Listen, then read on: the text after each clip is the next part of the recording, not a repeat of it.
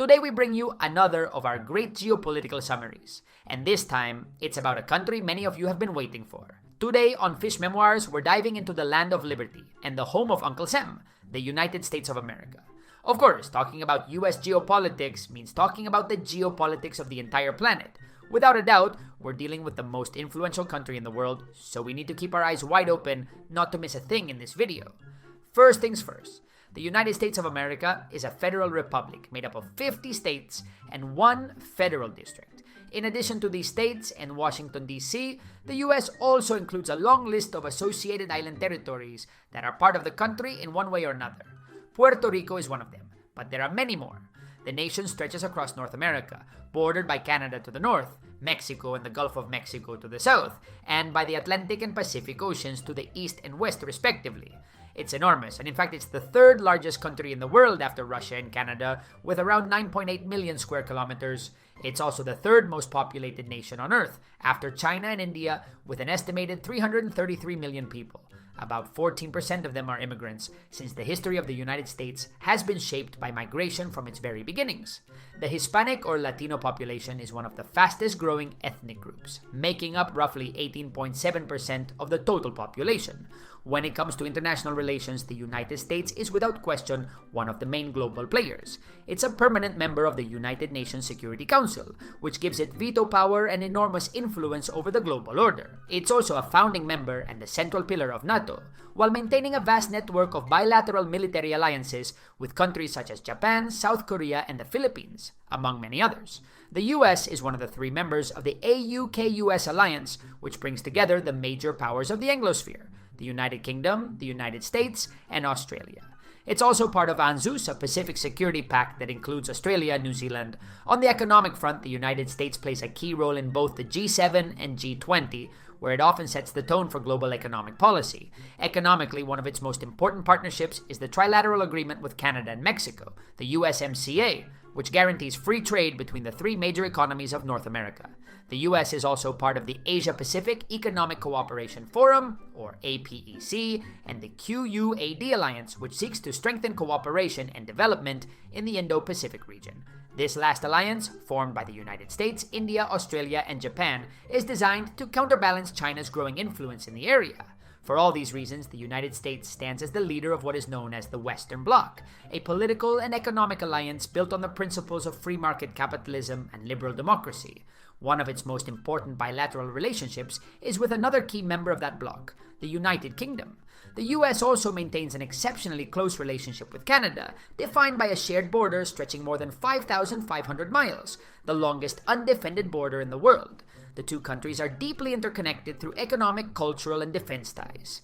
Economically, they are vital trading partners for each other. They also share commitments on environmental protection, water management, and coordinated responses to global challenges, such as climate change and natural disasters. But then there's Mexico, and things get a bit more complicated here. While the United States and Mexico depend heavily on each other, they face persistent challenges related to security and migration. Their shared border has become the epicenter of these concerns, marked by ongoing debates over illegal immigration and drug trafficking. Despite these tensions, both nations continue to cooperate closely on security initiatives and joint efforts to fight organized crime and narco-trafficking. Culturally and socially, the connections between their populations run deep, enriching both societies. As you can see, in Europe, the United States' main allies are its NATO partners, with particularly strong ties to Germany and France. In Asia, Japan, the Philippines, and South Korea form the backbone of America's Pacific presence, essential to balancing China's influence and managing the threat posed by North Korea. In the Middle East, Israel and Saudi Arabia are key allies, although Washington's relationship with Riyadh can be complicated by human rights concerns and Saudi Arabia's recent outreach to powers like China and Russia. And in North Africa, Morocco stands out as the United States' most important ally in the region. And what about America's enemies? In this case, the United States has three main rivals. The first is Russia. Relations between the US and Russia have been historically tense since the Cold War era and the days of the Soviet Union. Although there was a brief period of improvement after the USSR collapsed, tensions have flared again in recent years due to NATO's eastward expansion and regional conflicts, such as those in Syria and Ukraine. Still, since the fall of the Berlin Wall, Russia has become a smaller player compared to the US too. Today, America's true rival is the rising superpower, China. This competition is largely driven by Beijing's growing political influence in the Indo-Pacific and its economic challenge to US dominance, as China gradually narrows the gap with Uncle Sam. 3. And finally, there's its long-standing nemesis, Iran, the nightmare of both the United States and its ally Israel in the Middle East, as many of you already know if you follow the channel. 4. Beyond these three, other nations such as Cuba, Venezuela, North Korea, and various proxies aligned with Iran, Russia, or China also oppose the United States on the global stage. One particularly interesting thing about the United States is that, despite being such a vast and powerful country, it has no major active territorial disputes with other nations. That's one of the advantages of becoming a global power after the colonial era had already passed. Perhaps the most significant territorial issues it faces today stem from disputes involving indigenous lands within its own borders, and from a handful of small Pacific islands once claimed during the Guano era. When it comes to international conflicts, though, the United States hits the jackpot. Even if it's not currently engaged in a traditional war, the US is indirectly involved in a wide range of military operations around the world. Over the past century, Washington has mastered the art of destabilizing or toppling governments with communist leanings or ideologies opposed to its own. To achieve this, it has often relied on funding and supporting opposition militias or rebel groups, many of which have eventually turned into bigger problems than the ones they were meant to solve. Ironically, several of these groups ended up becoming part of what the United States now considers one of its greatest enemies of the 21st century. Terrorism, from operations against ISIS in Syria and Iraq to its long presence in Afghanistan until 2021 and ongoing counterterrorism missions in the Horn of Africa and the Sahel, the United States has been, and continues to be, playing its own global game of risk.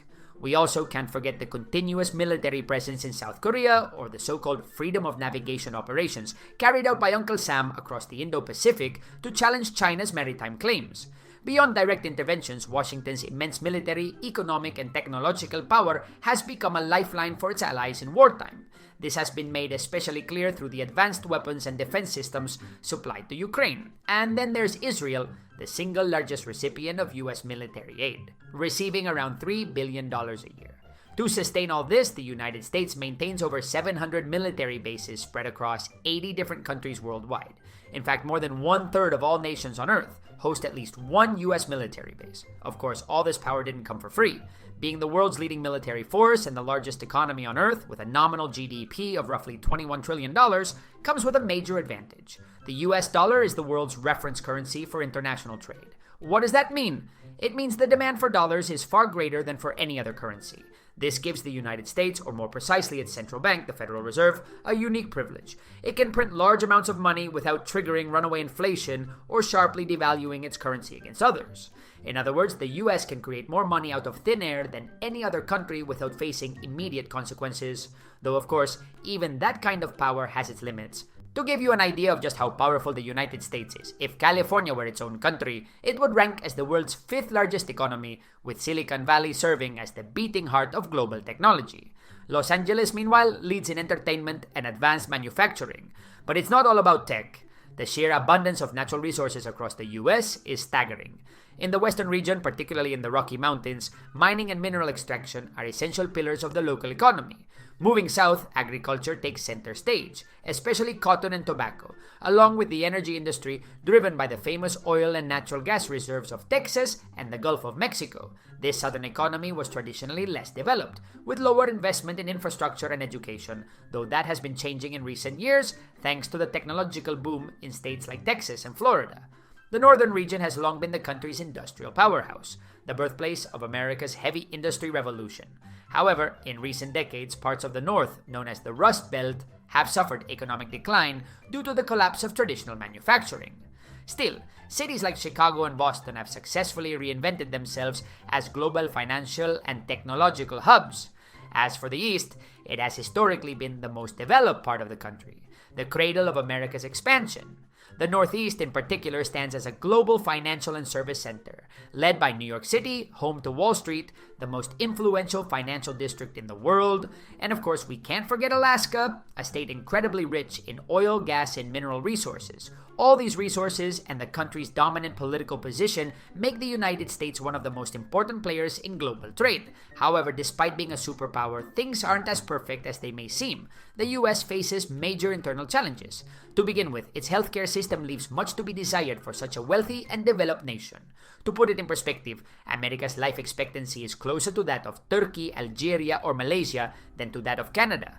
Economic inequality is another deep wound in American society, hitting working-class communities the hardest. Like Spain, the US is also dealing with an aging population, which poses serious long-term challenges to the sustainability of its economy and welfare system. Added to this is an enormous public debt, which has reached record highs and threatens to become a major obstacle for fiscal stability in the years ahead. Migration is another pressing issue, and one closely tied to racism and the country's internal contradictions. The United States presents itself as an open and inclusive nation, yet it's also where tragedies like the murder of George Floyd take place. While other Western democracies often look on in disbelief at America's gun policies and police violence, the US has also been the birthplace of powerful social movements such as Black Lives Matter and Me Too. These movements haven't only reshaped American politics and society, they've also inspired and influenced activism across the developed world. Politically, the United States is a federal republic and a constitutional democracy that blends federalism with a strong separation of powers among the executive, legislative, and judicial branches. The president serves as both head of state and head of government, while Congress, made up of the Senate and the House of Representatives, and the Supreme Court form the other two pillars of governance.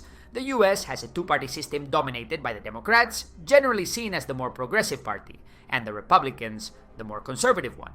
Elections are held frequently. Presidential elections every 4 years, midterms halfway through each term, and countless state and local contests. Civic participation is high, reflecting the country's deeply rooted democratic culture.